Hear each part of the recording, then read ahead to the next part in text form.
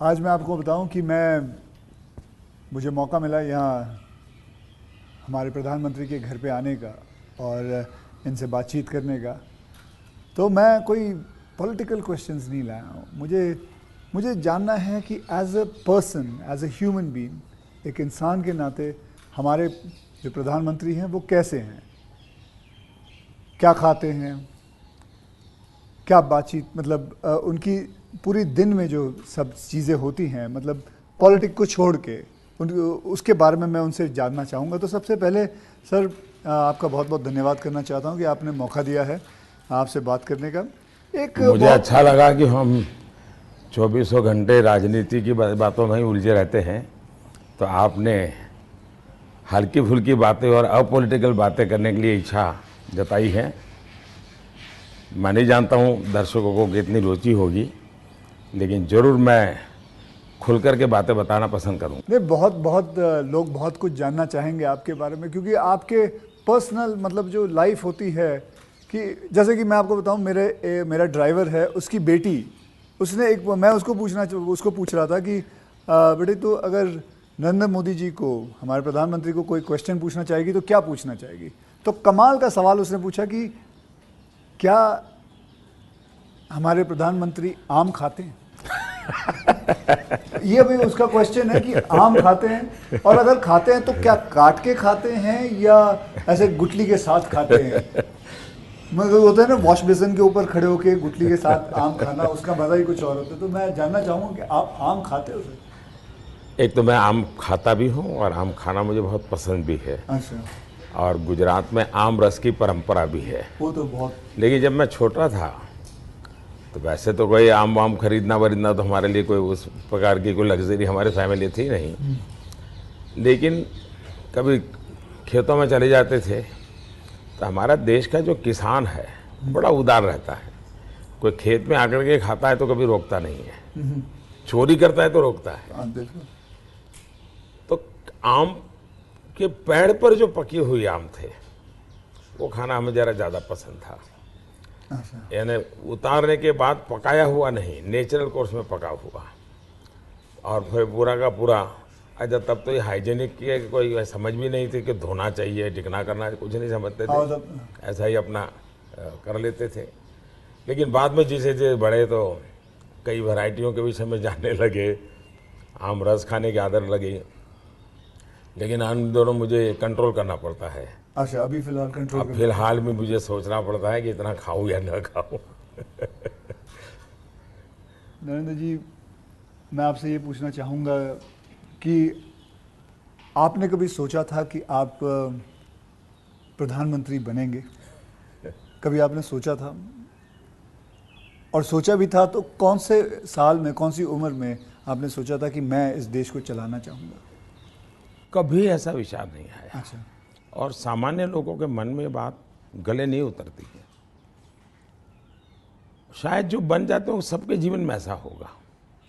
मैं नहीं मानता हूँ कि यानी कोई एकदम फैमिली ही उसी प्रकार से बैकग्राउंड वाली हो और किसी के मन में इच्छा जगती हो तो बहुत स्वाभाविक है।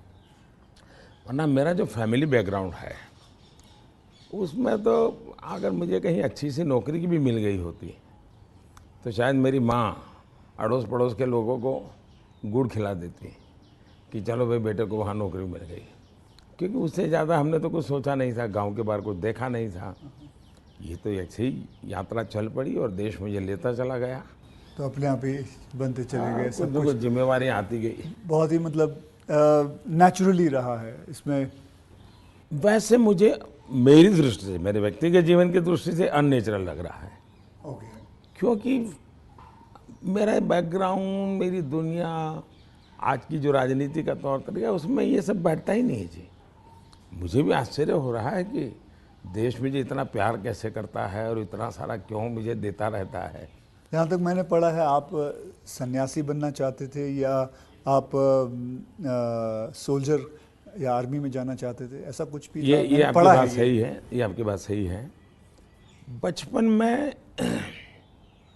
मेरा एक स्वभाव था किताबें पढ़ना, लाइब्रेरी चला जाता था, तो बड़े बड़े लोगों के जीवन पढ़ना ये शौक़ रहता था। कभी फौज वाले यूनिफॉर्म में निकलते थे तो मुझे बड़ा देखता था, कभी बच्चे की तरह खड़े होकर के सैल्यूट कर देता था, मन करता था कुछ न कुछ। इतने में 1962 का वॉर हो गया, तो हमारे यहाँ से दूर एक महसाना स्टेशन है मेरे गांव से, तो वहाँ स्टेशन पे सब लोग, जो फौज के लोग ट्रेनों में जाते थे, उनका बड़ा सत्कार करते थे, चाय वगैरह, तो मैं भी चला जाता था। तो जा कर के मैं भी वो, तो मुझे बड़ा मज़ा आता था। तो मन पे हो गया कि हाँ, ये देश के लिए जीने मरने वाला रास्ता है। तो कभी उस दिशा में सोचता था। इतने में एक बार मैंने कहीं पढ़ा कि गुजरात में कोई सैनिक स्कूल है, उसमें आप दाखिल हो सकते हैं।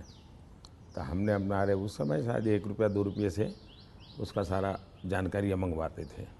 अब हमें तो अंग्रेजी आती नहीं थी, तो हमारे मोहल्ले में एक स्कूल के प्रिंसिपल मिस्टर रास विहारी मणियार करके रहते थे, तो मैं उनके पास चला गया।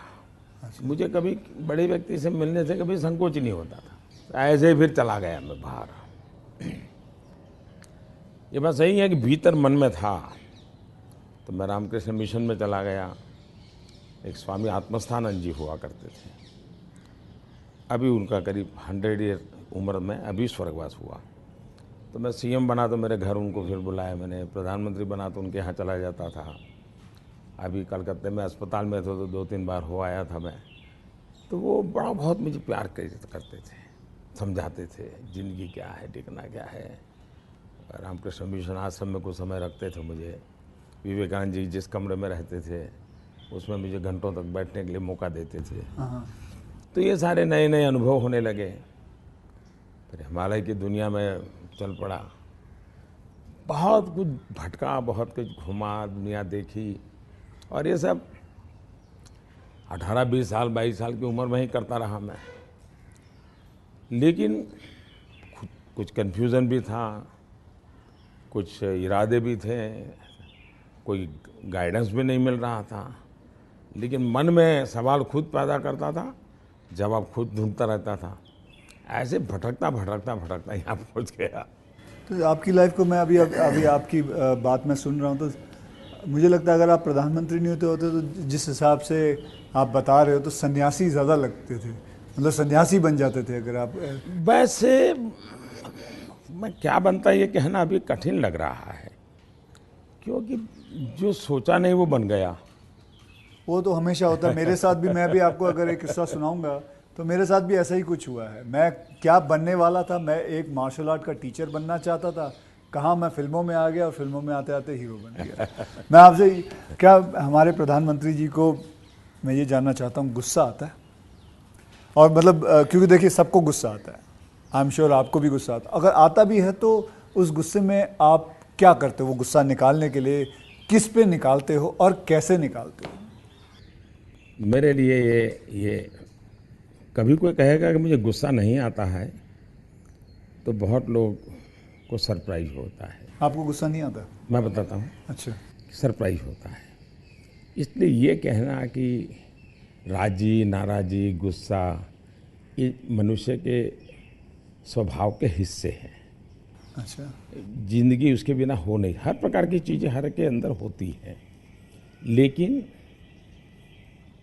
जो मेरा 18-22 साल की ज़िंदगी का जो एक बड़ा तबका था, वहाँ जो मेरी ट्रेनिंग हुई उसमें ऐसी बातें थी जिन लोगों से सीखता था कि आपके जीवन में स्वभाव में ईश्वर ने सब दिया है। अब आपको तय करना है कि जो अच्छी चीज़ है उसको बल देते हुए कैसे बढ़ना।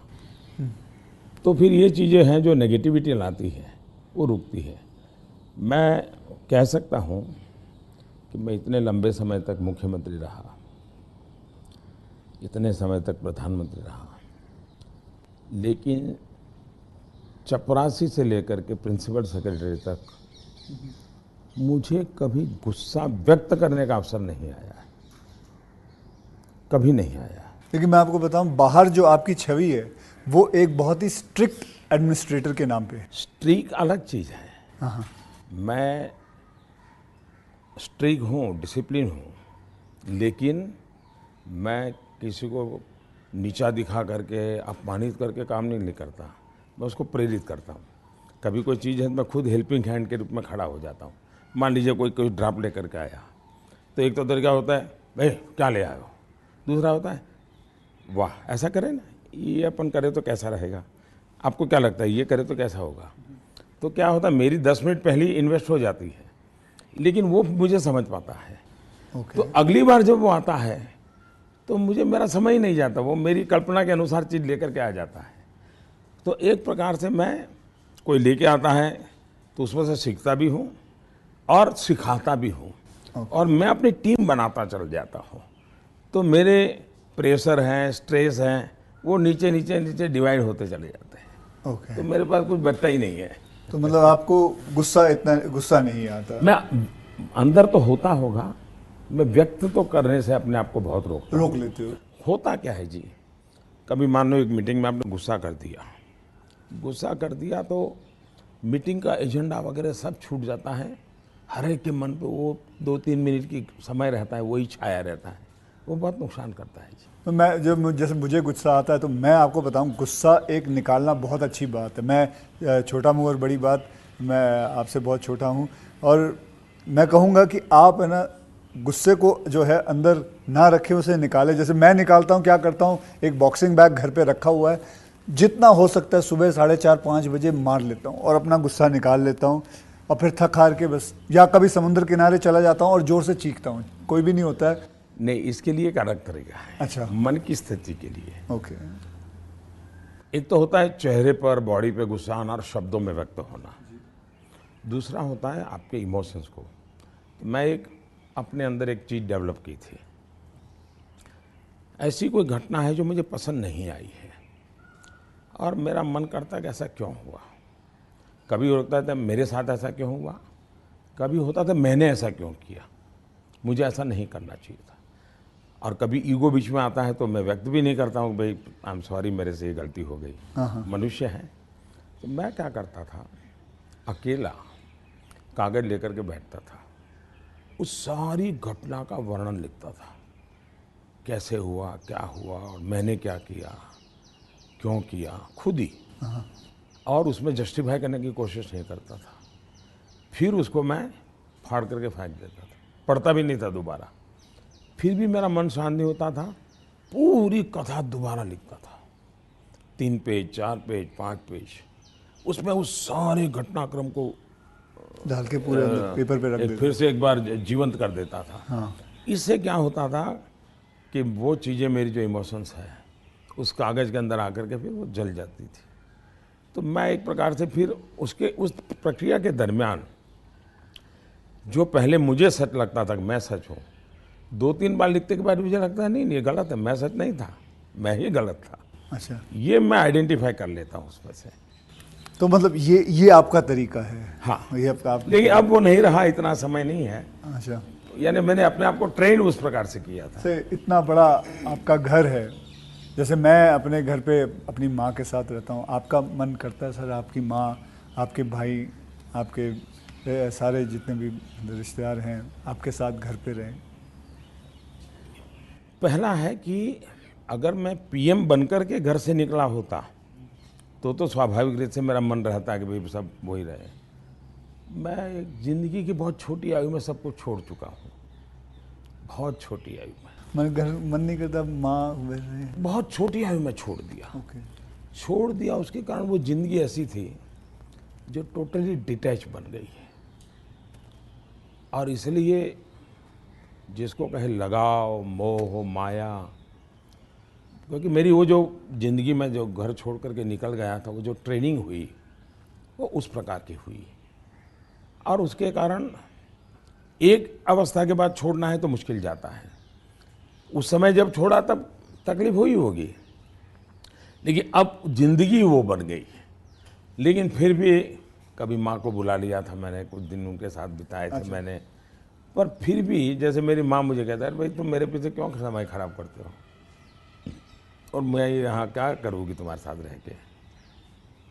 मैं अपना चली जाती हूँ, मैं अपने पुराने गांव के जो लोग हैं कभी यहाँ मिलने आते तो बातें होती है, अपनी बातें होती, तुम्हारे साथ मैं क्या बात करूँ। तो स्वाभाविक है किसी का मन मेरे साथ नहीं लगेगा। तीसरा, मैं भी समय नहीं देता, जितने दिन माँ यहाँ रही तो मैं अपनी शेड्यूल में ही लगा रहता था, तो एक आध बार साथ में खाना खा लेता था। फिर मुझे भी कभी पेन होता था कि मैं रात को 12 बजे आता हूँ तो माँ को दुख हो रहा है कि क्या कर रहा है। मुझे अभी भी याद है, मैं आपसे जब पहली बार आपसे जब मैं मिला था तो मैं गुजरात में आपसे पहली बार मिला था जब आप वहाँ सीएम थे। तो उस वक्त एक या दो मतलब मैंने आपको एक दो चुटकुले सुनाए थे और आपने भी मुझे एक चुटकुला सुनाया था। तो मैं ये जानना चाहता हूँ कि आपका ह्यूमर अब प्रधानमंत्री बनने के बाद इंटैक्ट है? आप ह्यूमर मेरे परिवार में मेरी एक क्यों, विशेषता मैंने है। जैसे आपको बताया आपकी छवि बहुत स्ट्रिक्ट है। आपका मतलब मैंने आपके जो साथ में जो काम करते हैं कई लोगों से ऐसे ही बातचीत करते वक्त वो बातें यार बड़ा काम करवाते हैं, तो वो जो एक बहुत स्ट्रिक्ट एडमिनिस्ट्रेटर, एक स्ट्रिक्ट हेडमास्टर, ऐसा लगता है मतलब हाथ में छड़ी होगी उनके। तो अभी भी आपका ह्यूमर एक बात तो ये जो छवि बनाई गई वो सही नहीं है। अच्छा, वो अलग बात है। सही नहीं है। और कोई ये कहता है कि मैं काम करवाता हूँ, शायद वो सही रूप में एनालिसिस नहीं कर रहे हैं। जी, वो ये कहे कि हाँ काम बहुत करना पड़ता है, उसमें सच्चाई है। ओके। लेकिन मैं किसी को दबाव नहीं करता हूँ। लेकिन वो जब खुद मुझको देखते हैं, पहले जैसे ऑफिस से आमतौर पे प्रधानमंत्री 6-7 बजे निकल जाते थे, दोपहर में भी 1-2 घंटे वो ऑफिस में नहीं रहते थे। मैं सुबह से जाता हूँ, देर रात तक बैठता हूँ, तो वो भी देखते हैं कि भाई ये खुद मेहनत करते हैं। तो फिर उनको लगता है कि ये कोई हमसे मजदूरी नहीं करवाते, वो खुद बैठते हैं। तो कोई काम है तो मैं रात को 11 बजे फ़ोन करूँगा, अरे भाई उसका क्या हुआ, तो उनको लगता है कि ये अभी भी काम कर रहा है। तो एक प्रकार से एक टीम का स्पिरिट बन जाता है, एक वर्क कल्चर आप डेवलप करते हैं। मेरे आसपास में एक वर्क कल्चर डेवलप होता है और वो मैं खुद काम करता रहता हूँ, उसके कारण होता है। स्ट्रिक्टनेस, डिसिप्लिन थोपने से नहीं आती है, क्योंकि मैंने ह्यूमन रिसोर्स डेवलपमेंट में ही अपनी ज़िंदगी खपाई है। आप लोगों को अच्छा झूठ बोल कर इम्प्रेस भी नहीं कर सकते हो लंबे अरसे तक। वो सब देखते हैं आपको कि या बात ऐसी करते हो, करते ऐसे हो। तो आप जैसे हैं वैसे रहो और उनसे काम करिए। हाँ, मैं काम के समय काम में रहता हूँ, इसलिए इधर उधर की बातें समय ख़राब नहीं करता हूँ मैं। दूसरा, मान लीजिए मैं मीटिंग कर रहा हूँ और कोई मोबाइल फ़ोन अपना समय बिगाड़ रहा है, तो मैं फिर उनकी तरफ जा, अच्छा बताइए अभी मैं जो विचार कह रहा था क्या हुआ, तो उनका ध्यान नहीं था। तो उनको लगता था मोबाइल फ़ोन में मैं ट्विटर देख रहा था। तो तब से मेरी मीटिंग में लोग समझ गए कि मोबाइल फ़ोन लेके नहीं जाना चाहिए। मैं किसी से भी मिलता हूँ, कोई भी व्यक्ति आएगा, मेरा कभी बीच में फ़ोन नहीं आता है जी। मैं किसी को नहीं कहता। मानता हूँ, मैं भी आपसे 2-3 बार मिला हूँ, आपने मतलब इट इज। तो ये मैंने डिसिप्लिन खुद के जीवन में लाया, तो सामने वाले को लगता है कि यार ये टोटली मेरे लिए डेडिकेटेड टाइम था, इन्होंने कोई उपयोग नहीं किया। इन चीज़ों का एक प्रभाव पैदा होता है। जहाँ तक ह्यूमर का सवाल है, मेरे परिवार में हमेशा एक कल्पना थी, कभी पिताजी राजी नाराज़ी हुए हो, कभी छोटी मोटी हो, तो हमेशा मैं पूरे माहौल को एक आधे मिनट में हल्का कर देता था। ये मेरा एक स्वभाव था।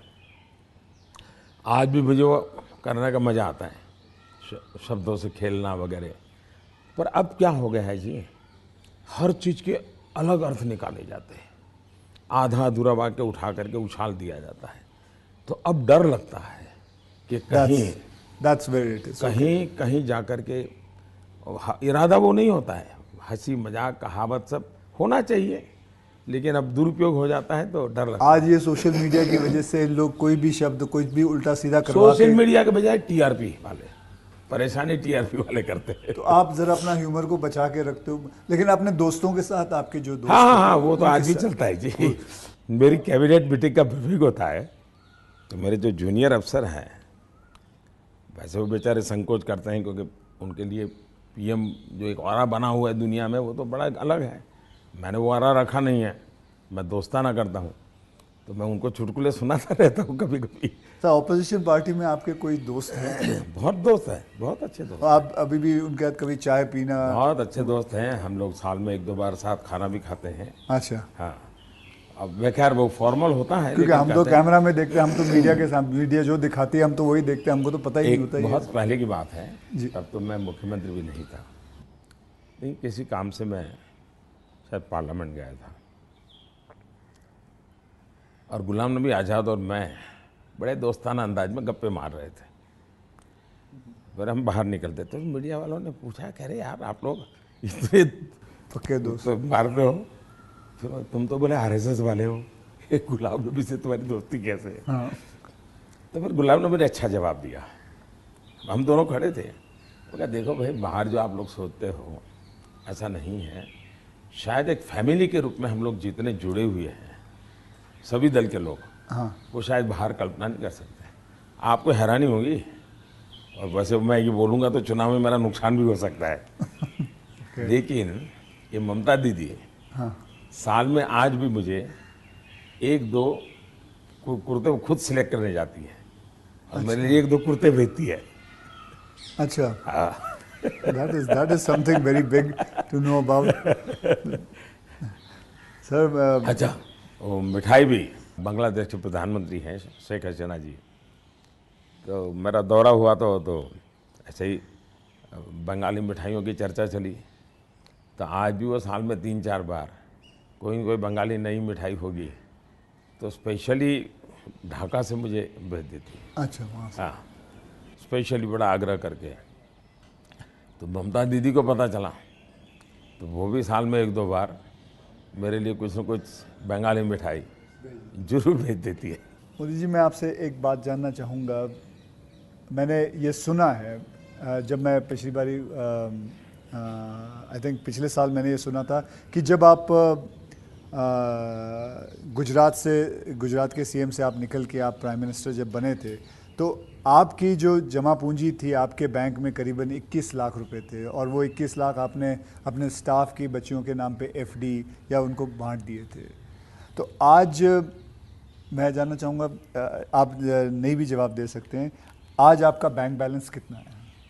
एक तो ये आधी अधूरी बात है। अच्छा। आधी अधूरी इसलिए है कि जब मैं गुजरात से सीएम के रूप में निकला, वैसे मेरा कोई बैंक अकाउंट नहीं था। सीएम बनने के बाद एमएलए बना तो मेरा तनख्वाह आना शुरू हो गया। आपकी बैंक अकाउंट नहीं? उसके पहले नहीं था कुछ। अच्छा, हाँ। हाँ, एक बचपन में निकाला था, तो वो भी एक बड़ी लंबी कथा है। मेरी स्कूल में, वहाँ मेरे गांव में एक देना बैंक का ब्रांच खुला, तो स्कूल के अंदर वो देना बैंक के लोग आए थे। उन्होंने सब बच्चों को एक गुल्लड़ देते, कुल्लड़ बोलते, गुल्लक दिया, और बच्चों को कहा भाई इसमें आपको पैसे डालना है और हर महीने बैंक में जमा कराना, आपके नाम से पैसा जमा होगा। तो हमने भी बैंक अकाउंट उसमें खुलवा दिया। अब हमारे गुल्लक में तो कुछ आया ही नहीं। अच्छा। आने वाला कुछ था ही नहीं, तो क्या आएगा? तो हम तो कभी पैसा जमा नहीं कराया। अब गांव छोड़ के चले गए हम, बैंक में हमारा अकाउंट बना रहा, तो उनको हर साल वो कैरी फॉरवर्ड करना पड़ता था, लिखा पढ़ी करनी पड़ती थी। तो वो मुझे ढूंढते रहते थे कि इसका बैंक अकाउंट बंद करना है, इसको बुलाए कहाँ से। तो शायद 30-32 साल तक वो बना रहा, और उनको कहीं पता चला बाद में कि मैं अब पॉलिटिक्स में हूँ, तो बैंक वाले मेरे पास आए, बोले साहब जरा सिग्नेचर कर दीजिए, आपका एक बचपन का बैंक अकाउंट पड़ा हुआ है, हमको बंद करना है। अच्छा। तो मेरी बैंक अकाउंट से दुनिया ये रही। लेकिन जब मैं सीएम बना, एमएलए बना, तो फिर जो वेतन मिलता है वो आना शुरू हो गया, तब बैंक अकाउंट खुल गया। मैंने तो कभी वो देखा नहीं है, मेरा स्टाफ देखता था। जब मैं निकला वहाँ से, तो मैंने हमारे अफसरों को बुलाया, मैंने कहा भाई ये मेरा तो है नहीं, मैं ले जाके क्या करूँगा, मुझे तो कोई उपयोग है नहीं, तो मैं ये दे देना चाहता हूँ। तो उन्होंने कहा कि भाई ऐसा मत कीजिए। मैंने कहा भाई मैं करूँगा क्या इसलिए जा कर के। तो खैर अफसर लोग मेरी इज्जत करते थे, तो ज़्यादा बहस नहीं की, चले गए। शाम को एक सीनियर अफसर को लेकर के आए मिलने के लिए। फिर उन सब ने तीन लोग थे, ये समझाया कि बोले देखो मोदी जी, ठीक है आपको ज़रूरत नहीं पड़े, लेकिन आपके ऊपर इतने कोर्ट केसेस चल रहे हैं गुजरात में, वकील भी इतने महंगे होंगे हैं, आपको कभी न कभी पैसों की ज़रूरत पड़ेगी। अब पद पर तो कब रहोगे, कितना रहोगे आप, और बाद में बोले कोई नहीं देगा आपको। तो हमारी प्रार्थना है कि ऐसा मत कीजिए। तो मैंने कहा क्या करूं? बोले ठीक है, आपकी इच्छा है तो कुछ हिस्सा दीजिए। तो उसमें से मैंने फिर 21 लाख रुपया दिया। अच्छा, उसमें से हाँ, ओके। मेरे अपने जेब से दे दिया। और मैंने कहा कि ये जो हमारा सेक्रेटरीट है उसमें जो ड्राइवर है, हाँ, प्यून है, उनकी खास करके बच्चियाँ, उनको ये शिक्षा दीक्षा के लिए खर्च करना। अभी वो फाउंडेशन शायद बनाया हुआ है गुजरात सरकार ने, और उसमें से वो मदद कर भी रहे हैं। फिर वहाँ मुझे वो सरकार की तरफ से एमएलए को एक प्लॉट मिलता है, ओके। पैसों से मिलता है लेकिन कम खर्चे पैसों में। में, हाँ। वो प्लॉट मिला तो मैंने पार्टी को कहा भाई ये ले लो आप, मैं आपको दे देना चाहता हूँ, मुझे कुछ चाहिए नहीं। तो मेरी वो प्रक्रिया चल रही थी। फिर पता चला कि वो मामला तो कहीं सुप्रीम कोर्ट में लटका पड़ा है, शायद वो ज़मीन किसी को दे नहीं सकते, इस प्रकार का कुछ है। वो मुझे पूरा याद मालूम नहीं, क्योंकि मैं इस चीज़ों में रुचि नहीं लेता। लेकिन जब भी वो क्लियर हो जाएगा तो मैंने वो भी पार्टी को देना तय किया हुआ है। साहब सच में गुजराती है ना, क्योंकि गुजराती जो होते हैं वो पैसों के लिए बहुत सही रहते हैं। मतलब मैं नहीं मानता कि मतलब आपने अपना प्लॉट दे दिया, आपने पैसे दे दिए, तो आप, क्योंकि मैं आपको, अगर आप इजाज़त दें तो मैं एक छोटा चुटकुला सुनाना चाहता हूँ। जी जी जी। एक गुजराती आदमी था, बुज़ुर्ग आदमी था, वो मर रहा था। तो वो कहता है, मेरी गुजराती ज़रा इतनी ठीक नहीं है, लेकिन वो कहता है कि मारो दीकरो क्યાં છે, मतलब मेरा बेटा तो बेटा अगर डैडी हूँ यहाँ छूँ, मारी दीकरी क्યાં છે, डैडी हूँ यहाँ छूँ, मेरी बीवी कहाँ है, मैं भी यहाँ हूँ, आप तीनों यहाँ हैं तो दुकान पे कौन है? तो सारे के सारे इधर ही आ गए हो, तो मेरे दुकान पे कौन है? क्योंकि मैं मानने को तैयार नहीं हूँ कि, क्योंकि मैंने देखा है गुजरात, मेरे बहुत सारे गुजराती दोस्त हैं, गुजराती जो होते हैं वो अपने पैसों को बहुत सही संभाल के रखते हैं, वो अपने पैसों से दूर नहीं रहते। मैं आपको एक चुटकुला सुना दूँ। जो ठीक है, ये बहुत बड़ी ओके। हमारे यहाँ चुटकुला चलता है कि एक बार प्लेटफॉर्म पर ट्रेन आई, रेलवे ट्रेन में। हाँ, तो ऊपर ही बर्थ पे कोई पैसेंजर सोया हुआ था। तो उसने देखा स्टेशन आया, तो उसने खिड़की में आवाज़ लगा के बाहर किसी को पूछा कि भाई कौन सा स्टेशन आया। तो उसने कहा 4 आना दोगे तो जवाब दूंगा। तो बोले जवाब की जरूरत नहीं, अहमदाबाद होगा। समझ गया मैं, बिल्कुल। तो ये बिल्कुल बात सही एक है। और एक बताता हूँ, ये किसी की आलोचना करने के लिए नहीं है, लेकिन कोई भी अर्थ निकाल सकता है, और ये सत्य घटना में से बना हुआ चुटकुला है।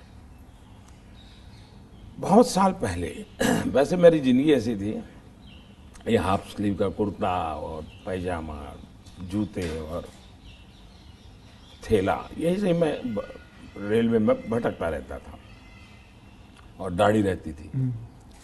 तो मैं पुणे स्टेशन पे उतरा। अच्छा, और कोई मेरे पास ज़्यादा सामान तो था नहीं, मेरा एक वो झोला था, एक अखबार था हाथ में। तो मैं पैदल चला जा रहा था, मुझे पुणे में आरएसएस दफ्तर में जाना था। तो मैं पैदल ही जा रहा था। तो एक ऑटो रिक्शा वाला धीरे धीरे धीरे धीरे साथ चलता गया।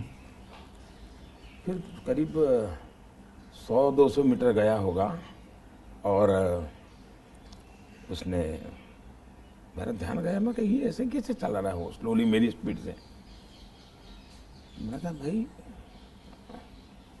आपकी ऑटो रिक्शा खराब है, क्या प्रॉब्लम है आपका? तो उसने कहा साहब आप नहीं बैठोगे? मैंने कहा क्यों, मैं तो पैदल जा रहा हूँ। तो बोले आप समाजवादी हैं? मैं कहा नहीं, मैं तो अहमदाबादी हूँ। हाँ, तो मैंने कहा क्यों समाजवादी क्यों? ये बोले समाजवादी लोग, बोले हमारे पुणे के समाजवादी जो लोग हैं वो स्टेशन में पब्लिक के सामने ऑटो रिक्शा में नहीं बैठते हैं, दूर जाके गुपचुप बैठ जाते हैं। ऐसा क्यों? लोगों को इम्प्रेशन रहे कि वो मेहनत करते हैं, सादगी वाले हैं। ओके, अच्छा। तो बोले मुझे भी लगा शायद आप समाजवादी हैं, तो औरों की तरह आप भी थोड़ी देर के बाद बैठ जाओगे। तो बोले इसलिए मैं चल रहा था। तो जब उसने मुझे पूछा आप समाजवादी हो, तो मेरा तुरंत जवाब था मैं अहमदाबादी हूँ। आइए सर, एक थोड़ा चलते चलते बात करें आपसे। सर, आपसे मैं पूछना चाहता हूँ कि अगर आपको कभी एक अलादीन का चिराग मिल जाए और जिन कहे कि आपके 3 विशेस हैं, तो वो आपके 3 विशेस क्या होंगे? देखिए, अलाउद्दीन चिराग मुझे मिल जाए और सचमुच में उसके पास ताकत होगी, जी। तो मैं उसे कहूँगा कि तुम जितने भी ये समाजशास्त्री हैं या जो एजुकेशनलिस्ट हो, उनके दिमाग में भर दो कि भावी पीढ़ी को ये अलाउद्दीन चिराग वाली कथा सुनाना बंद करें कि ऐसा कोई अलाउद्दीन होता है और वो इच्छाएं पूरी करता है। मैंने कहा उसको मेहनत करना सिखाओ। मैं कभी एक्सपेक्ट नहीं कर रहा था आप ये जवाब दोगे। मुझे लगा आप कोई 3 विशेस आप सोचोगे कि क्या है 3 विशेस, लेकिन ये एक बहुत ही सही तरीका है। आलसपना जो होता है वो यही चीज़ों से आता है। यार, आई विश मुझे ये मिल जाए, बैठे बैठे मिल जाए। तो ये जो आपने जो किया हुआ है, ये जो कहा हुआ है, बिल्कुल सही कहा हुआ है। ये मूल तो है बाहर से आई हुआ चिंतन है जी, मैंने रिसर्च नहीं किया है। हाँ, हाँ। ये हमारे यहाँ मूल चिंतन ऐसे नहीं है। मूल चिंतन तो हमारे यहाँ परिश्रम का है जी। हमारे यहाँ ये नहीं है कि भाई ऐसे ही कुछ आकर को कोई दे देगा, ऐसा नहीं है जी। एक ना एक दिन तो सभी को रिटायर होना होता है, आपको भी रिटायर होना पड़ेगा। तो आपने कभी पोस्ट रिटायरमेंट प्लान सोचा है कि आपने जब ये सब कुछ ख़त्म हो जाएगा, मतलब आप पॉलिटिक्स से संन्यास ले लेंगे, तो आपके आगे जाके आपने क्या करना है? एक बड़ा पोस्ट इंटरेस्टिंग रिटायरमेंट। चीज़ बताता हूँ आपको। जी। हम लोगों की एक मीटिंग थी इनर सर्कल की। अटल जी थे, आडवाणी जी थे, राजमाता सिंधिया जी थी, जी। सिकंदर भगत साहब थे, प्रमोद महाजन भी थे, और उसमें सबसे छोटी आयु का मैं रहता था। तो बातें चली, उसमें से ऐसे ही अभी मीटिंग शुरू होना बाकी था, ऐसे गप्पे चल पड़े कि भाई रिटायरमेंट के बाद क्या करेंगे। तो सबने कुछ न कुछ अपना बताया। प्रमोद महाजन इसको बड़ा लोगों को खुद करके निकालते थे। अच्छा, प्रमोद जी की व्यक्तित्व की विशेषता थी, उनका जीवन बड़ा विविधताओं से भरा था। अनेक प्रकार की एक्टिविटी से वो अपने आप को जोड़े रखते थे। मुझे पूछा, मैंने कहा भाई मेरे लिए तो बड़ा कठिन है, क्योंकि मुझे कुछ नहीं आता है। मैंने कभी इस सारी चीज़ों में सोचा ही नहीं। मैंने तो जब जो जिम्मेवारी मिले उसी को जिंदगी माना है। जिम्मेवारी ही मेरी जिंदगी है। अच्छा। और इसलिए मुझे कल्पना ही नहीं होती है कि मेरे इसमें समय बिताने के लिए कुछ करना पड़ेगा, मुझे अपने आप को एंगेज रखने के लिए कुछ करना पड़ेगा। और इसलिए मैं कभी नहीं मेरे मन में विचार आया और न ही मैं सोचता हूँ। और मुझे पक्का लगता है शरीर का कण कण और जीवन का पल पल किसी न किसी मिशन में ही खपाऊंगा। ये आपने सोचा हुआ है? ये शायद सोचना नहीं है जी, मेरे पास इसके सिवाय कुछ मुझे पर कौशल्य ही नहीं है। मैं जिस हिसाब से आप बताते हो कि मुझे लगता है आप ज़िंदगी में, मतलब जब सीएम से यहाँ जब पीएम बने थे, तो मैं ये जानना चाहूँगा कि सबसे वैल्यूबल चीज़ आप क्या लेके आए थे यहाँ, इस घर के अंदर? इस घर के अंदर सबसे वैल्यूबल चीज़ आपकी क्या रही थी? अगर मैं, वैसे ये पूरी बातचीत आपने पहले ही मुझे कहा कि मैं तो कोई राजनीति की चर्चा करना नहीं चाहता, नहीं। लेकिन कुछ मात्रा में मैं ये कह सकता हूँ कि प्रधानमंत्री बनते समय शायद और प्रधानमंत्रियों को ये बेनिफिट नहीं मिला है जो मुझे मिला है। देश में इतने प्रधानमंत्री हो गए जी।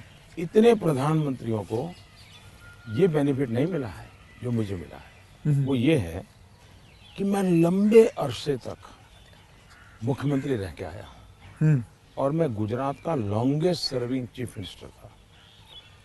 चीफ मिनिस्टर होने के नाते आपको बारीकियों से जुड़ना पड़ता है, बारीकियों से काम करना पड़ता है। आपको इश्यू आपके सामने सीधे आते हैं, सॉल्यूशन आपको सीधा करना पड़ता है। ये तजुर्बा शायद मेरे पहले के किसी प्रधानमंत्री को नहीं मिला। इतना सद्भाग्य नहीं मिला। देवगौड़ा साहब मुख्यमंत्री रहे थे, लेकिन बहुत अल्पकाल के लिए। मैं बहुत लंबा रहा हूँ। मैं समझता हूँ कि इसने मुझे देश की सेवा करने के लिए बहुत बड़ी संबल दिया, बहुत बड़ी ताकत दी है। ये मैं अपना एक मान सकता हूँ कि वहाँ से मैं लेकर के आया, ये जो देश के काम आ रहा है। आप जैसे मैं जानता हूँ, जैसे मैं आपके एक स्टाफ मेंबर से भी बात कर रहा था, आप 3 या 4 साढ़े 3 घंटे ही सोते हैं। मतलब 7 घंटे तो सोना एक अमूमन एक शरीर को चाहिए चाहिए, आप 3.5 घंटे ही सोते हो, ये 4 बात घंटे ये सोते बात आपकी सही है। मेरे जो जितने मेरे साथी हैं, मेरे जानने वाले लोग हैं, या हमारे जो अब सरकार में आया हूँ तो डॉक्टर भी रहते हैं, उन सबका मेरे से एक ही आग्रह रहता है कि मेरी नींद में बढ़ाऊं। राष्ट्रपति ओबामा जब मुझे मिले तो वो भी सबसे पहले मेरे से इस चीज़ के में उलझ गए। बोले मोदी जी क्यों ऐसा करते हैं आप? बोले मैं, हम दोनों अच्छे दोस्त हैं जी। तू तारी करके बुलाते हैं एक दूसरे को। तो तू ऐसा क्यों करता है जी? तुझे आज पता नहीं है, ये तेरा नशा है काम का, तुम करते रहोगे लेकिन तुम अपना नुकसान कर रहे हो। और वो जब भी मिलते हैं कि तुम मेरी बात मानते हो कि नहीं मानते हो, कि नींद बढ़ाई कि नहीं बढ़ाई। अब पता नहीं मेरा एक बॉडी साइकिल ऐसा हो गया है। मतलब आपको नींद आती ही नहीं है 3.5-4 घंटे के बाद? नहीं, नींद जो है मेरी इतने कम समय में पूरी हो जाती है। स्ट्रेस की वजह से तो आप उठ नहीं जाते हो कि अब मुझे काम नहीं करना नहीं है? नहीं नहीं नहीं, मैं इतना नॉर्मली देखा है आपने कि कोई भी व्यक्ति उठता है तो हाथ पैर इधर उधर करता है, आंखें ऐसे ऐसे करता है। मेरा कुछ नहीं, आंख खुलती है, फ्रिक्शन ऑफ सेकंड मेरा पैर जमीन पे होता है, मैं उठ जाता हूँ उससे। हाँ, उठता मैंने बिस्तर पे उठता वैसा नहीं, बिस्तर से भी बाहर होता बाहर हूँ हो मैं। जाता है। अब ये हो सकता है वो मेरी जो 18-22 साल के कालखंड में जिस जिंदगी को मैं जी रहा था जी। उसमें से शायद ये डेवलप हुआ है। अब वो मेरे शरीर का वो हिस्सा बन गया है। तो अच्छा। लेकिन मैं, जैसा आपने कहा रिटायर्ड होने के बाद क्या करोगे, तो पहला काम मैं नींद कैसे बढ़ाऊं इस पर सोचूंगा। कहाँ बैठोगे आप? आ जाओ। आज आपके सारे कागज पड़े हैं अच्छा, सर। कोई बात नहीं, आ जाओ। तो आपको कभी, मैं ये जानना चाहूँगा, वैसे कई लोग जानना चाहेंगे कि नरेंद्र मोदी जी को जब जुकाम लगता है तो वो क्या लेते हैं? आप हैरान होंगे, मैं बहुत ही, फिर वही कहूँगा, मैं ऐसी कठिन जिंदगी जी करके आया हूँ। तो डॉक्टर क्या होता है, ये महंगी दवाइयाँ क्या होती हैं, सोफिस्टिकेटेड क्या होता है, वो सब आप आयुर्वेदिक भी बहुत विश्वास करते मैं हैं? बताता हूँ। आयुर्वेद के बजाय कैसी जिंदगी है। अब आप जब पहाड़ चढ़ते हैं तो पैर तो दर्द करते ही हैं, कितनी आदि हो, लेकिन ऊंचाइयों पर जाते हो तो अब जो अकेला इंसान है वो क्या करेगा? मालिश वालिश वाले को तो कुछ नहीं करा पैसे बोला, वैसे किसी तो को होते नहीं है, क्या फिजियोथेरेपी नहीं करा सकता, हाँ। मसाज नहीं करवा सकता। अब मैं क्या करता था जी, मेरे कंधे पे हमेशा एक ये जो असम का गमछा होता है ना, हाँ। ये गमछा मेरे पास रहता था ऐसा। तो मैं जैसे उसको ऐसे पैर पे बांध देता था पूरा, और बीच में एक छोटी लकड़ी तोड़ करके पैर से लगा देता था। फिर इसको मैं कर्व करता था, अच्छा। तो प्रेशर आता था। ऐसा पूरे बॉडी को मैं अपना मसाज खुद ऐसा तरीका रखता था मैं। तो ऐसी चीज़ें मैं इवॉल्व करता था अपने लिए। मैं बहुत साल पहले कैलाश यात्रा पे गया था पैदल। टोटल यात्रा करीब 1000 किलोमीटर का था, पैदल गया। कुछ और भी लोग थे, बड़े धनी लोग भी वहाँ कभी कभी यात्रा में आते थे। अब बहुत बड़े बड़े महंगे वो चमड़ी बचाने के लिए सब लेकर के आए हुए थे। मेरे पास तो कुछ था, मेरे पास कैस्टर ऑयल था, और वो भी रॉ, सीधा वो घानी से निकाला हुआ।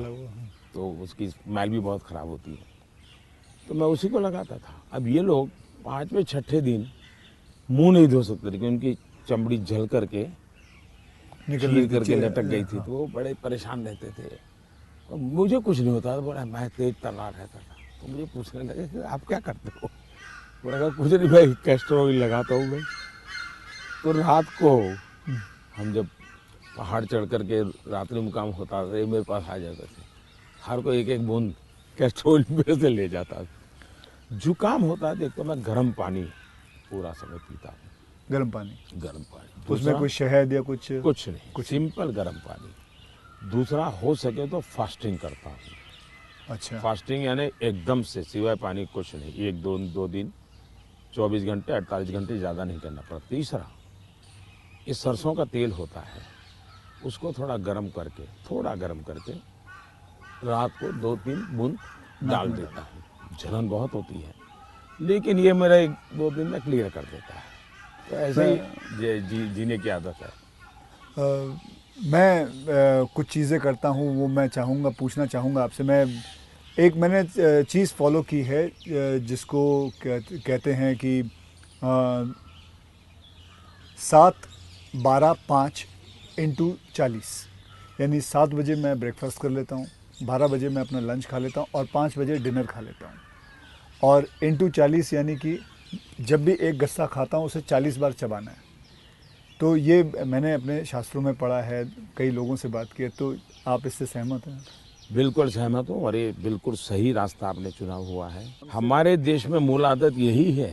हाँ, ये वेस्टर्न जो वर्ल्ड आया, उसने फिर धीरे धीरे इसमें ये बदलाव किया कि लोग,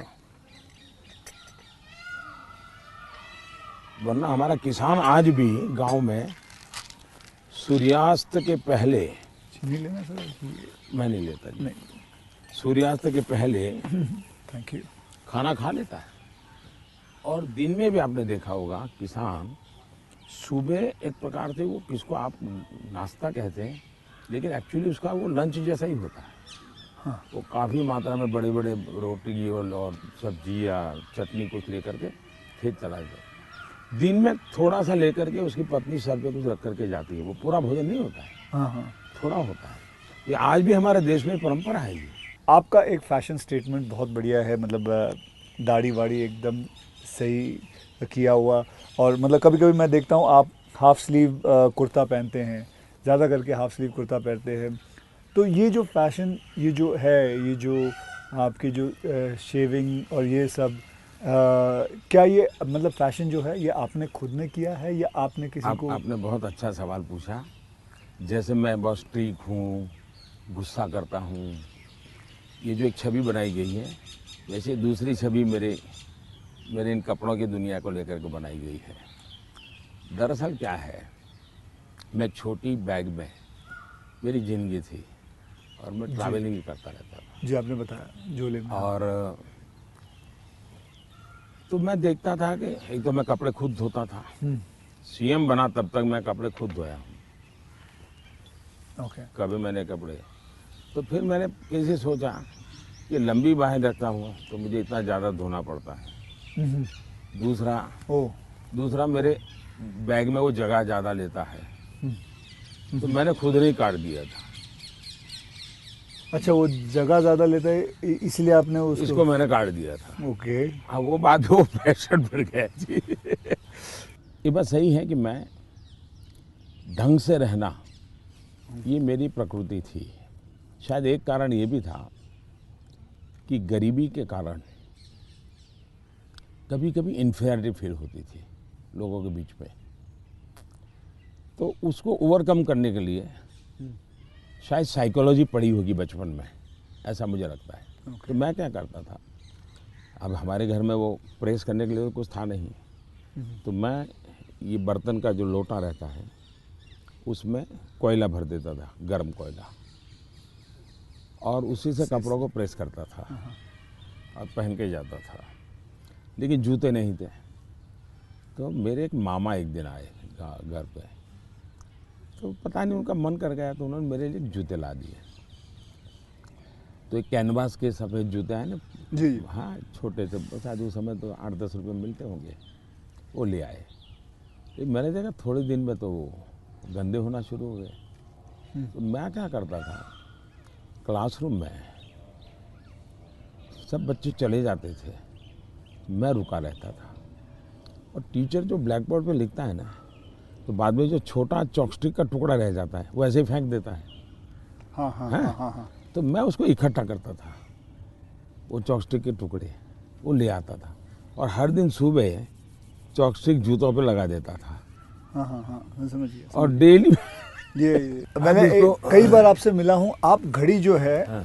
वो अभी तो आपने सही पहनी हुई है, लेकिन घड़ी आप ज़्यादा करके ऐसे पहनते हो। घड़ी मैं सही पहनता हूँ क्योंकि मुझे मीटिंगों में बैठना पड़ता है ना, हाँ, तो मैं नहीं चाहता हूँ किसी को पता चले कि मैं ऐसे घड़ी देख रहा हूँ, उसको इंसल्ट फील होता है जी। अच्छा, तो मैं उसके सम्मान के लिए हमेशा कॉन्शियस रहता हूँ कि ऐसे चोरी छुपे से घड़ी देख लेता हूँ। आप कोई बैठा है बात कर रहा है और घड़ी देखते हैं तो मतलब कि आप उसको इशारा करोगे भी बहुत हो गया जाओ। तो आप ऐसे रखते हो। हाँ, तो ये मेरे मन में ऐसा है कि ये किसी का एक प्रकार के हिडन वे में, मतलब बहुत माइन्यूटली आप लेकिन आप मानते हो, मैंने आपको ऑब्जर्व किया कि आप घड़ी उल्टी पहनते हो। मैं देखा था कई आपने कई सही बार देखा। देखा आपने कि आप घड़ी उल्टी पहन के आपने सही देखा। मोदी जी, मैं आपसे ये जानना चाहूँगा कि ये जो सोशल मीडिया का आजकल तो पूरा ज़माना है, एंड मैंने देखा है कि आप काफ़ी एक्टिव रहते हैं, लेकिन जो आपको लोग प्रश्न पूछते हैं या लोग आपसे बात करते हैं, तो आप खुद देखते हो ट्विटर या इंस्टाग्राम, ये सारी चीज़ें आप देखते हो सर? मैं आप जरूर देखता हूँ और एक प्रकार से उससे मुझे बाहर की बहुत प्रकार की जानकारियाँ मिलती हैं जी, और मैं आपका भी ट्विटर देखता हूँ और ट्विंकल खन्ना जी का भी ट्विटर देखता हूँ। और कभी कभी तो मुझे लगता है कि वो जो मेरे पर गुस्सा निकालती है ट्विटर पे, तो उसके कारण आपके पारिवारिक जीवन में बड़ी शांति रहती होगी। उनका पूरा गुस्सा मेरे पर निकल जाता होगा। हाँ। इसलिए आपको बड़ा बड़ा आराम रहता, सुकून मिलता होगा। तो मैं आपके लिए इस प्रकार से काम आया हूँ, खास करके ट्विंकल जी के लिए। और शायद ट्विंकल जी को पता नहीं होगा, उनके नाना जी, चीनू भाई, चुन्नी में। चीनू भाई, उनसे मैं मिला था अच्छा, ये तो बहुत पहले। बहुत पहले की और कारण क्या था, ये बड़ा इंटरेस्टिंग है। बात। जी, गुजरात में एक बहुत बड़ा अकाल पड़ा था, तो हम लोग कुछ न कुछ सामाजिक काम करते थे। उसमें हम लोगों को ये बटर मिल्क के केंद्र चलाते थे, छाछ पीने के लिए गर्मी में लोगों को हाँ, बटर मिल्क। तो वो मूल सुरेंद्रनगर जिले में हम बहुत बड़ी मात्रा में करते थे। तो उस एक कार्यक्रम में मुंबई में एक सज्जन थे, मिठाई के बहुत बड़े व्यापारी थे, नाम तो मैं भूल गया, वो उनको लाए थे और उन्होंने डोनेशन भी दिया था। हाँ, और हमने ऐसे छाछ केंद्र चालू किए थे बटर मिल्क के, ओके, बहुत बड़ी मात्रा में। जैसे पानी की परब रहती है वैसे छाछ की परब रहती थी और हर गरीब व्यक्ति वो। तो उस समय मैं उस सेवा के काम में लगा था और उस समय इनके नाना जी वहाँ आए थे, तो उस समय मेरी उनसे मुलाकात हुई थी। अच्छा, तब मुलाकात। काफ़ी बातें हुई थी उनके साथ, तो मेरा उस प्रकार से उनसे परिचय रहा है।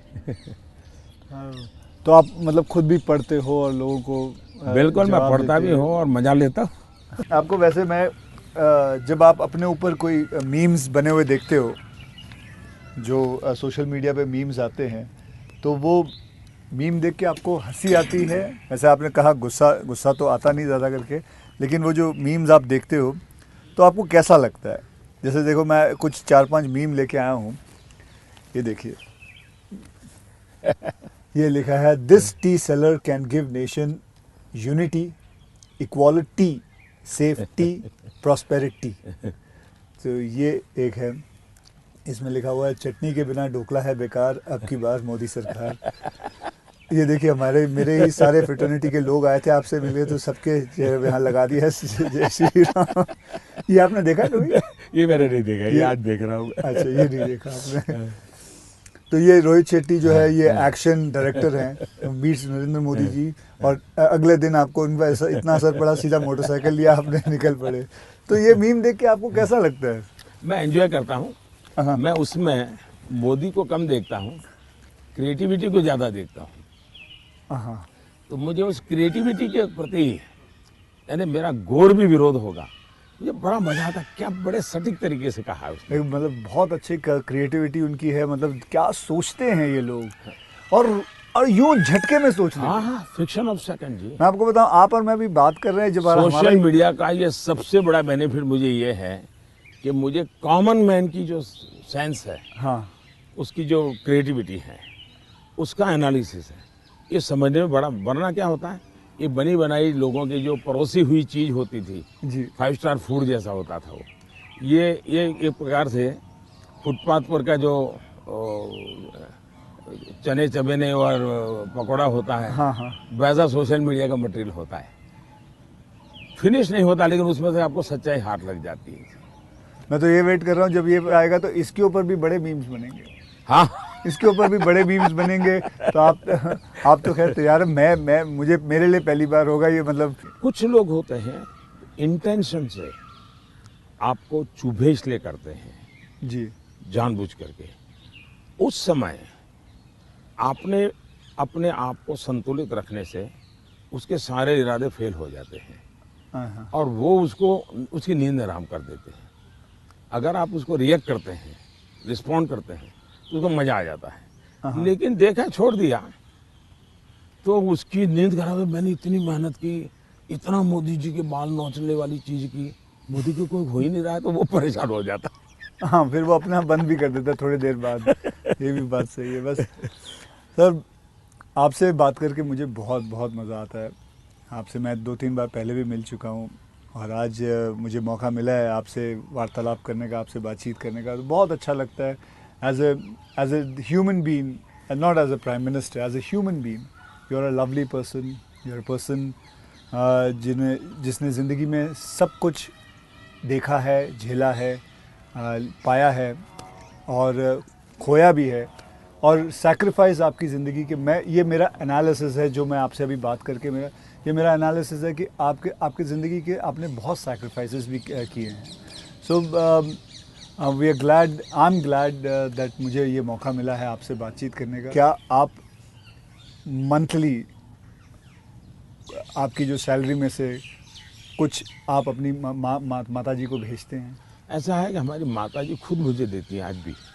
अच्छा, वो भेजती हैं? आज देती है। देती नहीं, जब भी मिले जाऊंगा तो ₹1.25 वो पक्का मेरे हाथ में देती है आज भी। अच्छा।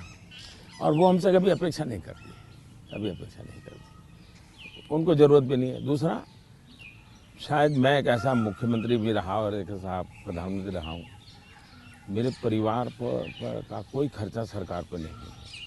वरना बाकियों को परिवार का मेडिकल हेल्प मिलता है सब, मेरे परिवार कुछ लेता नहीं, कुछ नहीं लेता है। मैंने, हाँ, ये बात है, बिल्कुल बिल्कुल। तो ये एक प्रकार से, लेकिन इसका मतलब ये नहीं कि कोई माँ के प्रति लगाव नहीं है, ऐसा नहीं है। लेकिन जीवन ही ऐसा बन गया है कि मैंने अपने आप परिवार, पूरा देश को अपना परिवार बना लिया है। इसी में लगा रहता हूँ, यही काम करता रहता हूँ। मोदी जी, मैं ये जानना चाहूँगा कि आपको, मतलब बचपन में ऐसा कौन सा खेल था जो आप खेलते थे? मैं बचपन में संघ की शाखाओं में जाता था। अच्छा। संघ की शाखाओं में बड़े अच्छे वैज्ञानिक खेल होते हैं। अच्छा। बड़े वैज्ञानिक, जिसमें टीम स्पिरिट आए, जिसमें जैसे एक खेल होता है, ये सब सर्कल में बैठते हैं, फिर जो ये हमारा लीडर होता है वो पूछता है कि आपकी राइट साइड पे जो बैठा है उसकी एक क्वालिटी बताओ। ओके। अब है तो खेल, लेकिन आपको उसके कारण कॉन्शियसनेस आता है कि हाँ भाई दूसरे के गुणों को देखना चाहिए। अब खेलते खेलते ही डेवलपमेंट होता है इंसान का। और इसलिए मुझे बचपन में संघ की शाखाओं में खेलों के द्वारा टीम स्पिरिट क्या होती है, रिस्पॉन्सिबिलिटी शेयर करना क्या होता है, ये खेल है संघ में, बहुत बढ़िया खेल है। वो परंपरागत खेल है, कोई संघ वालों ने ढूंढे ऐसा मैं नहीं कह रहा हूँ, ये बहुत बहुत काम आते हैं। दूसरा, मैं योगा से ज़्यादा जुड़ गया, फिजिकल एक्टिविटी के रूप में कहे तो। लेकिन मैं इंडिविजुअल खेल के बजाय ग्रुप वाले खेल को हमेशा पसंद करता रहा, क्योंकि वो एक प्रकार से आपके व्यक्तित्व को अलग से डेवलप करते हैं। जो इंडिविजुअल खेल होता है वो आपको एक अलग प्रकार का डेवलपमेंट करता है। वो गलत करता है ऐसा मैं नहीं कह रहा हूँ, लेकिन अलग प्रकार का करता है। टीम के अंदर खेलने से अलग प्रकार का होता है, आपको एडजस्ट करना पड़ता है, आपको साथ चलना पड़ता है, आपको किसी की लीडरशिप करनी होती है, आपको सबॉर्डिनेट को संभालना होता है। तो ज़िंदगी जीने के लिए ग्रुप वाले गेम्स खेलने चाहिए। ओके। इंडिविजुअल कितना ही हम बड़े चल जाएं, लेकिन ग्रुप वाले खेल जरूर खेलना चाहिए, ये मेरा मत रहता है। जी, आपने कभी गुल्ली डंडा खेला है? बिल्कुल खेलता था गुल्ली गाँव डंडा में। खेलते हाँ हमारे यहाँ गांव में खेलते थे, फिर कंचे खेलते थे। हाँ, लेकिन ज़्यादातर मैं तैरने के लिए चला जाता था, मुझे पानी पसंद था, अच्छा। तो तैरने के लिए चला जाता था। दो कारण थे, एक तो मेरे परिवार के सारे कपड़े मैं धोता था, परिवार के सभी सदस्यों के। अच्छा। तो तालाब में ही पानी था, तो हम तालाब में चले जाते थे, तो उसके कारण स्वाभाविक मेरा स्विमिंग सीख गया, तो मैं बहुत घंटों तक स्विमिंग कर लेता था। हाँ। तो मेरे शरीर के जो अगर मूलभूत कहें कि डेवलपमेंट, बॉडी डेवलपमेंट जिसको कहें, वो शायद स्विमिंग से हुआ है। वो गांव वाला स्विमिंग जो जी समझ गया। अपने गांव में तालाबों में, नहर हो गई, तालाब हो गया वहाँ हाँ, की। उसी में। मुझे अभी याद है आपका, मैंने एक यूनाइटेड नेशन में एक पहली जो स्पीच देखी थी आपकी, आई थिंक 2014 में दी थी। मैं प्रधानमंत्री बना और सितंबर में गया था, सितंबर में गए थे। तो आपने जब आपने इतने सारे स्पीचेस दिए हैं हिंदुस्तान में, तो वो आपका पहला स्पीच था जो वर्ल्ड वाइड, पूरी दुनिया। तो वर यू नर्वस? क्या मेरे प्रधानमंत्री नरेंद्र मोदी जी नर्वस थे उस दिन?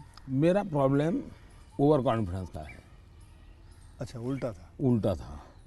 और हुआ क्या कि मैंने मन में सोचा था कि ये मेरा फ्रेमवर्क रहेगा बोलने का। जब जहाज़ में यहाँ से जा रहा था, हमारे अफसरों ने मुझे ब्रीफिंग भी किया था। जब मैं अमेरिका पहुँचा तो हमारी फॉरेन मिनिस्टर सुषमा जी, उनकी मीटिंगें ज़्यादा होती थी, तो उनको पहले जाना पड़ता है, तो पहले गई हुई थी। तो पहुँचने के बाद ही मेरा कोई दूसरे दिन कार्यक्रम था, तो मेरा नेचर है, मैं होटल से उतरता हूँ तो पहले मीटिंग ही कर लेता हूँ। तो ब्रीफिंग के लिए सब बैठे थे, तो सुषमा जी ने पूछा कि साहब आपका भाषण वगैरह, मैंने कहा कर लेंगे, क्या है। तो वो अड़ गई। उन्होंने बड़ा आग्रह नहीं कि बोले साहब ऐसा नहीं चल सकता। अच्छा, अफसर लोग बोल नहीं पाते थे मुझसे, किसी ने मुझे कहा भी नहीं था। बोले यहाँ एक्सटेम्पो भाषण नहीं करना चाहिए, बोले लिखित स्पीच होना चाहिए। मैंने कहा मैं तो न किसी को लिखने के लिए कहा है, न मैंने लिखा है, मैं तो हर जगह वैसे ही करता हूँ। खैर काफ़ी दिन हमारी आधा घंटा तक बहस होती रही, लेकिन उन्होंने बिल्कुल पकड़ कर रखा, नहीं साहब इसमें आपकी नहीं चलेगी, आपको मानना पड़ेगा। तो मैंने कहा क्या करेंगे ये? तो मैंने कहा मैं अपना बता देता हूँ मुझे क्या बोलना है। तो मैंने वहीं पर उस दिन मैंने कहा इसके आधार पर आप बना दीजिए। फिर वो स्पीच तैयार हुई। अब मुझे स्पीच प्रॉब्लम नहीं था, पढ़ना ही प्रॉब्लम था। मतलब पढ़ना यानी पढ़ कर के बोलना, वो मैंने कभी आपको देखा मुझे नहीं। बहुत दिक्कत होती है जी, बहुत दिक्कत होती है। मेरा थॉट प्रोसेस इतना तेज चलता है। तो मेरा वो पहला भाषण जो है, हाँ, वो पढ़ कर के मैं किया हुआ हूँ, यानी एक्चुअली पढ़ रहा हूँ मैं। आपने देखा होगा मेरे हाथ में कागज है।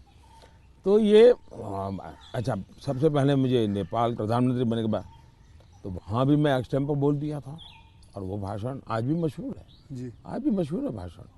नेपाल में पहला भाषण था। तो एक्सटेम्पो वाला भाषण आपका हमेशा, मैंने कभी वैसे देखा नहीं तो आपको। मेरे लिए फिर वो ये इस प्रकार की जो मीटिंगें होती हैं उसमें ये बहुत आवश्यक हो गया। बाद में मुझे भी ध्यान में आया कि भाई ये देश का मसला होता है, कोई इधर उधर शब्द न चला जाए। तो फिर खैर मुझे उस डिसिप्लिन को फॉलो करना चाहिए। लेकिन मेरे पहले भाषण का मेरा अनुभव ये है। अच्छा, फिल्में देखते हैं? अभी नहीं देख पाता हूँ। लास्ट फिल्म कौन सी देखी? लेकिन मेरे गांव में एक थिएटर था जी। और मेरा एक दोस्त था दशरथ करके, उसके पिताजी थिएटर के बाद सिंह चना बेचते थे। अच्छा। और हम गांव वाले उनको लक्ष्मण भाई थिएटर वाला बोलते थे। वो बेचते थे तो चना से, तो उनसे हमारा परिचय था। तो हम वहाँ जाके बैठते थे, और अगर थिएटर में दर्शक कम है और जगह बची है तो फिर वो थिएटर के बाहर ही बैठते थे। तो मालिक को कह देते कि ज़रा इन बच्चों को बिठा दो ना। तो फिर वो मुफ्त में हमको थिएटर में जाने का मौका मिल जाता था। वो लक्ष्मण भाई जो सिंह चना बेचते थे उनके कारण। तो मैं और हमारा वो दोस्त है दशरथ, तो हम दोनों जाके बैठ के मूवी देखते थे। तो बचपन में मूवी देखने का यही एक हमारा तरीका था। बाद में तो ज़िंदगी ऐसी बन गई तो कोई मौका नहीं मिलता। लेकिन शायद एक अमिताभ बच्चन जी आए थे जब मैं सीएम था। अच्छा। तो उनका बड़ा आग्रह था एक पा फिल्म शायद। जी बिल्कुल। तो देखने के लिए उनके साथ में चला गया था। एक बार अनुपम जी खेर आए थे, उन्होंने टेररिज्म को लेकर के एक फिल्म बनाई थी, सीएम था मैं, टेररिज्म को लेकर के एक फिल्म बनाई थी, वेडनेसडे शायद, हाँ वेडनेसडे, हाँ, तो वो मैं उनके साथ देखने चला गया था। तो ऐसा कुछ हुआ है, लेकिन वो भी ज़्यादा लेकिन अब पीएम बन के बिल्कुल नहीं, अब तो आपके वक्त भी नहीं मिलता, बिल्कुल नहीं कर पाया, अब आपने बिल्कुल नहीं कर पाया। कि मैंने एक फिल्म बनाई थी, आपको मैंने हल्का सा कुछ बताया भी था पहले कि टॉयलेट एक प्रेम कथा पे फिल्म बनाई थी, और मैं खुद देख नहीं पाया, लेकिन मैंने लोगों को बहुत कहा हाँ वो कि देखो भाई सामाजिक जीवन पर कैसे फिल्में चल सकती है और बन सकती हैं। हाँ वो कमर्शियल हिसाब से मैंने पूरे बनाए थे, बल्कि गाने वाने वगैरह ये माँ पिता सब कुछ उसमें रखा हुआ था, और नहीं, मैसेजिंग, सोशल मैसेजिंग था, वो अच्छा था। हाँ तो लेकिन खैर वो तो मैंने रियल लाइफ में किया था, लेकिन आपने रियल लाइफ में करीबन 9 करोड़ से भी ज़्यादा टॉयलेट्स बनाए हैं, तो ये तो मतलब ऐसा कैसा हो गया जैसे कि आपने जैसे ही आप प्राइम मिनिस्टर बने तो सबसे पहले आपने स्वच्छता के ऊपर बात की, टॉयलेट्स के ऊपर बात की, तो आपको वो डर नहीं लगा कि आप पहली बार मतलब आप प्राइम मिनिस्टर बन रहे हैं और सबसे पहला मतलब द फर्स्ट फ्यू मुद्दा इसी पे रखा हुआ है, स्वच्छता पे रखा हुआ है, स्वच्छता आपके लिए बहुत मायने रखती है? मैं मेरे जीवन में मैंने गांधी जी वगैरह जो पढ़ा है, और कुल मिला के मैं देखता हूँ कि हमारे देश में बीमारी, गरीबी, इन सब की चीज़ों के साथ हेल्थ बड़ा सबसे बड़ा विषय है। लेकिन प्रिवेंटिव हेल्थ के लिए 2 चीज़ें मैं देखता हूँ, एक स्वच्छता और एक फिटनेस। आप अपने शरीर को फिट रखिए, बनाइए, तो बाकी आर्थिक रूप से बोझ बनता नहीं है ज़िंदगी, उस प्रकार से जिए। पर्सनल हाइजीन में तो हमारे यहाँ शास्त्रों के कारण, संस्कारों के कारण, घर में आओ तो पैर धो करके आओ, हाथ धो, मंदिर में जाते हो तो नहा करके जाओ, सब बहुत सिखाया जाता है। सोशल हाइजीन के प्रति हम उदासीन रहे हैं। और भारत जैसा देश दुनिया में, अगर इतना बड़ा दुनिया को देने के लिए टूरिज्म डेवलप नहीं हो रहा है, एक कारण है गंदगी जी। वैसे भी किसी भी समाज के लिए शोभा नहीं देता है। तो मेरे मन में एक बड़ी चीड़ है, और मैंने सोचा इसको एक जन आंदोलन बना देना चाहिए, और देश को गर्व होना चाहिए, हम लोगों को गर्व होना चाहिए कि हमारे देशवासियों ने इस कार्यक्रम को अपना बना लिया।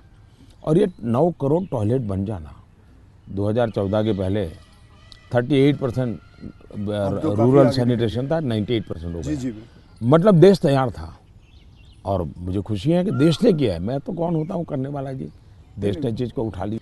आप एज अ प्राइम मिनिस्टर आप कभी चिल एकदम आराम करते हैं, मतलब कुछ आराम से बैठ के यूं बैठे हैं गार्डन में सोच रहे हैं, बस ऐसे ही कुछ नहीं, चिल आउट के लिए? मेरी एक आदत है, मुझे अब कर नहीं पाता हूँ, लेकिन मेरा बड़ा स्वभाव रहा है। एक तो मुझे सुबह 5 बजे चाय पीने की आदत है, बिना शक्कर? चीनी में लेता नहीं, हाँ चीनी लेता नहीं हूँ। अच्छा, नहीं लेते? मुझे कोई प्रॉब्लम नहीं है, लेकिन आदत नहीं लेता हूँ। दूसरा, मुझे शाम को 6 बजे, दिन में किसी के साथ कटसी के लिए बैठ गया, थोड़ा ले लिया 2 घूंट, तो अलग बात है, चाय की आदत नहीं है। लेकिन शाम को 6 बजे मुझे चाय की आदत है, ऐसा लगता है मेरी बॉडी रिक्वायर कर रही है।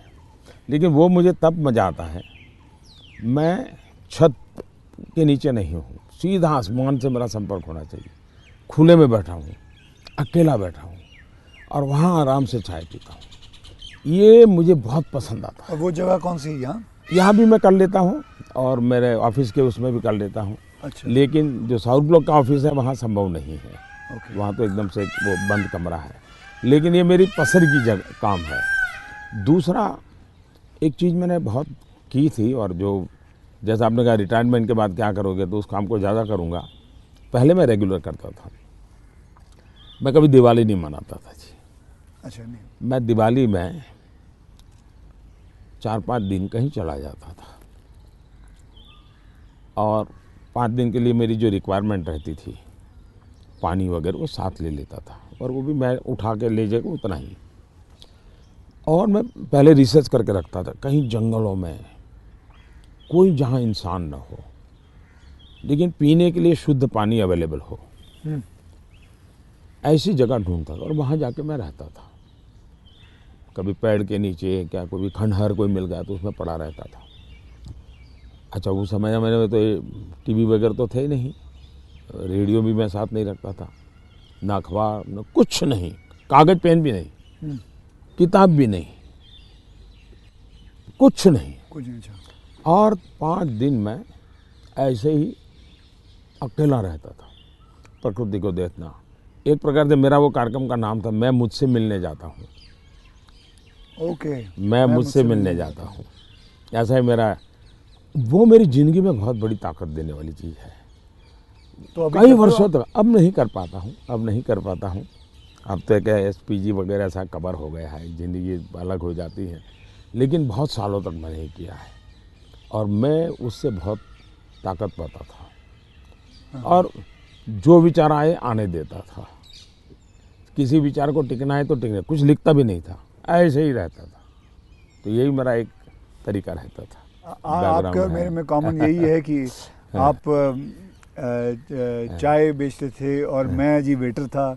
दोनों के आप और मेरे में ये भी है कि हम दोनों के कोई गॉडफादर नहीं थे, हम अपनी ज़िंदगी अपने टर्म्स और कंडीशंस पे बनाई है बस। तो ये रहा है बस। जब मैं चाय बेचता था बहुत कुछ सीखने को मिला मुझे, बहुत लोगों से मिलने का मौका मिलता था, हर एक के स्वभाव को समझता था। बिना कारण जो चाय पीने वाला है गुस्सा करता था, डांट देता था, तो इन चीज़ों को सीखने में बहुत काम आया।